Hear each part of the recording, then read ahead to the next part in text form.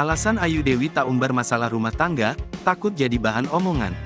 Ayu Dewi dan Nagita Slavina memang sudah bersahabat sejak lama. Keduanya pun kerap bercerita mengenai berbagai hal dalam hidup, termasuk salah satunya yakni saat ditimpa masalah dalam rumah tangga. Baru-baru ini dalam sebuah podcast, mereka serius membicarakan soal kehidupan rumah tangga. Dalam sesi tanya jawab, Ayu Dewi bertanya kepada Nagita Slavina, apakah boleh atau tidak jika sedang bertengkar dengan suami kemudian membuat status di Instagram.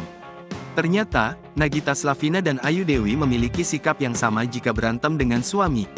Dengan tegas Nagita memilih untuk tidak membagikan masalah rumah tangganya ke publik. Ayu Dewi dan Nagita Slavina bicara soal kehidupan rumah tangga. Ibunda Rafathar itu bahkan mengaku tidak mempunyai close friend.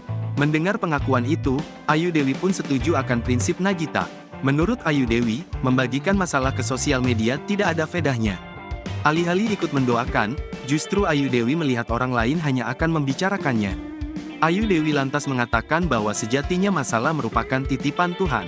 Untuk itu sebagai umat yang taat, sebaiknya kita mendekatkan diri kepadanya dibanding membagikannya ke sosial media.